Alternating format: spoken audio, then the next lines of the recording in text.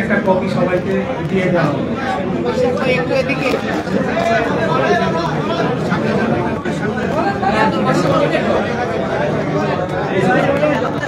প্রিয় সাংবাদিক ভাই ও বোনেরা, গত 2025 তারিখে নির্বাচনী ট্রাইব্যুনাল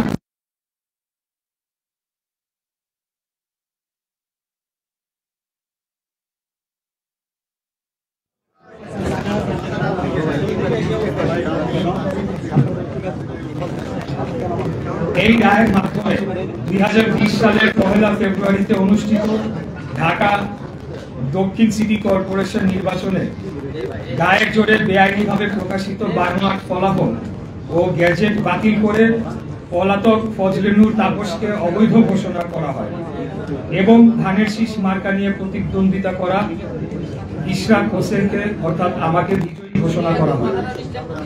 এই রায়ের পরিপ্রেক্ষিতে 27 এপ্রিল 2025 সালে নির্বাচন কমিশন ইসি গ্যাজেট নম্বর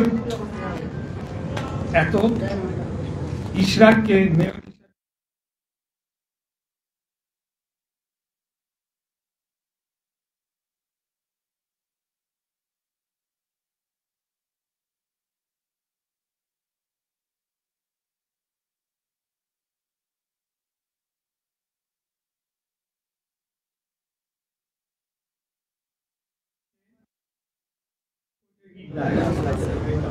বাইশে মে 2025 হাইকোর্ট রিট খারিজ করে গ্যাজেট ও ট্রাইব্যুনালের রায় বহাল রাখে।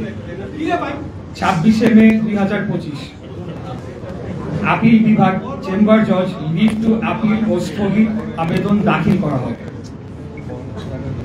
29 এবং 30শে মে 2025 আপিল বিভাগ শুনানি শেষে কোনো স্থগিতাদেশ না দিয়ে ইসিকে শপথ অনুষ্ঠান আয়োজনের নির্দেশ দেয়। 2রা জুন 2025 পূর্ণাঙ্গ আদেশে পুনরায় নিশ্চিত করা হয় যে কোনো ইনজাংশন নেই, শপথ আয়োজনের দায়িত্ব ইসি। বর্তমান আইনগত অবস্থা সম্পর্কে আপনাদেরকে একটু অবহিত করতে চাই। দলিল অথবা আদেশ। ট্রাইব্যুনাল রায় 27শে মার্চ 2025 ইশরাক হোসেন বৈধ মেয়র। ইসি গ্যাজেট 27শে এপ্রিল 2025 ট্রাইব্যুনাল রায় বাস্তবায়ন এখনো কার্যকর। হাইকোর্ট আদেশ 22শে মে 2025 গ্যাজেট চ্যালেঞ্জ খারিজ, গ্যাজেট বহাল। আপিল বিভাগ আদেশ 2রা জুন 2025 কোনো স্থগিতাদেশ নেই, শপথ আয়োজনের নির্দেশ বহাল। এই অবস্থায় সরকার এটিকে কোনো সমাধান না করার মধ্য দিয়ে একাধিক আইন ও সংবিধান লঙ্ঘন করেছে। এই পাঠটুকু আমি আপনারা পরে ভর্তিতে আপনারা দেখে নিতে পারেন। তবে এখানে সিটি কর্পোরেশন আইন 2009, সংবিধানের অনুচ্ছেদ 27, সংবিধানের অনুচ্ছেদ 31, সংবিধানের অনুচ্ছেদ 59-1, আদালত অবমাননা নীতি এবং দণ্ডবিধি ধারা 166 বা 166 এই ধারাগুলো ভঙ্গ করা হয়। সারসংক্ষেপ, গ্যাজেট বৈধ ও কার্যকর। এটি বাতিল, রহিত বা আদালত কর্তৃক রহিত করা হয়নি। এখন একটা প্রশ্ন মাঝে মধ্যেই আসে বা অনেকেই করে বা অনেক জায়গায় আলাপ আলোচনা হয়। তাপস 2রা জুন 2020-এ প্রথম বোর্ড সভা করায় 5 বছরের মেয়াদ 1 জুন 2025-এ শেষ। এতে কি 2025 সালের গ্যাজেট মেয়াদ উত্তীর্ণ বা আইনের ভাষায় ইনফ্রাকচুয়াস হয়? সংক্ষিপ্ত উত্তর হচ্ছে না। একটি গ্যাজেট শুধুমাত্র তখনই অকার্যকর হয় যখন সরকার তা প্রত্যাহার, প্রতিস্থাপন বা আদালত তা রদ করে। এগুলো কিছুই ঘটেনি। ঘোষণা আদালতের নির্দেশ। যেহেতু প্রতিকার হিসেবে প্রতীকী শপথ, ক্ষতিপূরণ এবং ঘোষণা এখনো পাওয়া সম্ভব এবং বিষয়টি মূল, যেটি আদালতের ভাষায় হয়নি। ঢাকা দক্ষিণের সর্বস্তরের জনগণের যৌক্তিক আন্দোলন।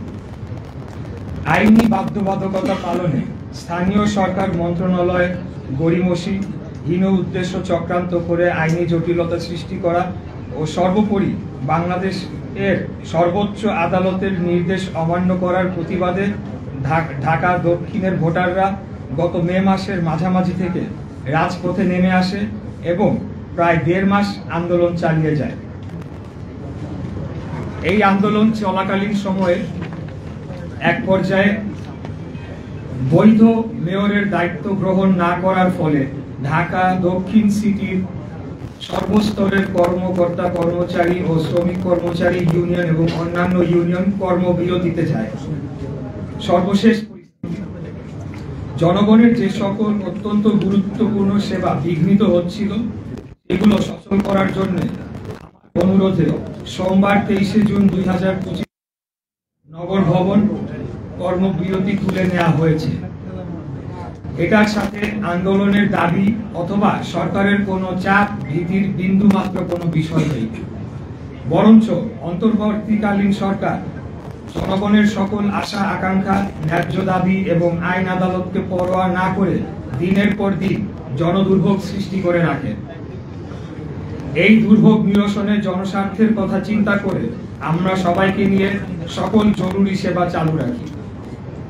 কোরবানি ঈদের পর নগর ভবনের ঊর্ধ্বতন কর্মকর্তারা দৈনন্দিন সকল সেবার কার্যক্রম চালুর উদ্যোগ নিলে স্থানীয় সরকার উপদেষ্টা ও সচিব আঞ্চলিক কর্মকর্তাদের নির্দেশ দিয়ে জন্ম, মৃত্যু, নাগরিক ও ওয়ারিশ সনদ দিতে বারণ করে।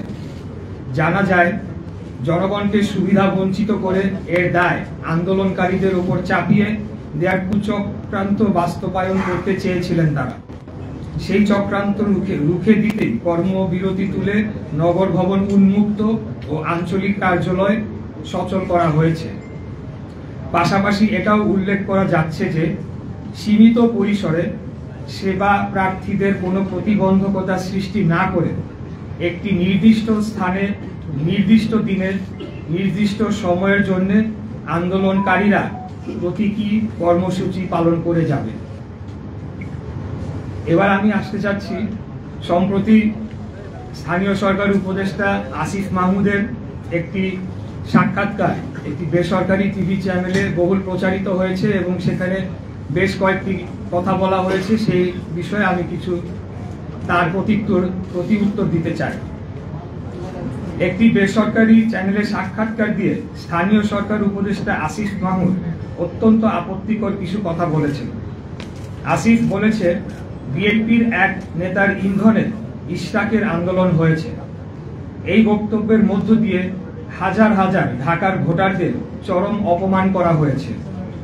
ঝড়, বৃষ্টি, তীব্র রোদ উপেক্ষা করে দিনের পর দিন শারীরিক ও মানসিক পরিশ্রম করে আন্দোলন করা ঢাকার এই জনগোষ্ঠীকে এই একটি বাক্য উচ্চারণের মধ্য দিয়ে নাগরিক থেকে পশুর মর্যাদায় নিয়ে যাওয়া হয়েছে।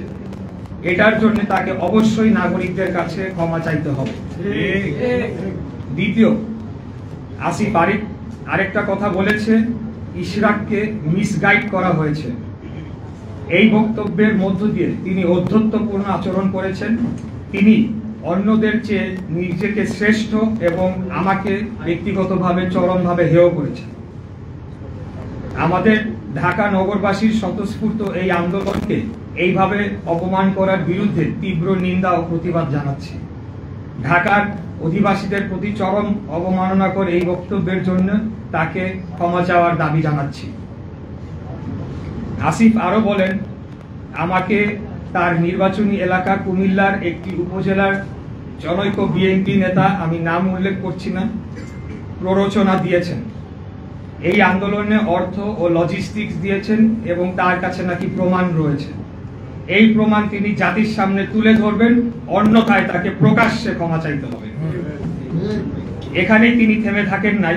তিনি বলেছেন বিএনপির একটি অংশের সরকারের সাথে বোঝাপড়ার দূরত্ব তৈরি হওয়ার কারণে আমাকে ব্যবহার করা হয়েছে। তিনি বিএনপির মতো ঐতিহ্যবাহী পুরনো বৃহৎ রাজনৈতিক দলকে হেয় করেছেন এবং একটি অসত্য অভিযোগ তুলেছেন। তিনি নিজেকে বিশাল কোনো মহামানব হিসেবে উপস্থাপন করেছেন। উনি হয়তো ভুলে গেছেন ওনার জন্মের আগে বিএনপির জন্ম হয়েছে। আসিফ এটাও বলেছে, আমার পক্ষ থেকে যারা নেগোশিয়েট করতে এসেছেন তারা সোললি আমার পক্ষে নেগোশিয়েট করেন নাই। আমার অর্থাৎ আমি। আমার বিষয়টি সম্পূর্ণ আইনি, এখানে নেগোশিয়েট করার কোনো সুযোগ নেই। আদালত স্পষ্ট করে রায়ের মাধ্যমে কি করতে হবে তা বলে দিয়েছে। তাহলে নেগোশিয়েট কারা করেছে তা আমাকে জানাতে হবে, কারণ একমাত্র আমাদের দলীয় প্রধানের বাইরে অন্য কোনো ব্যক্তিকে আদালতের রায় কার্যকর সংক্রান্ত যোগাযোগ ছাড়া অন্য কোনো কথা বলার সম্মতি আমি দেই নাই। আশা করি এই লাইনটি বুঝতে পেরেছেন আপনারা।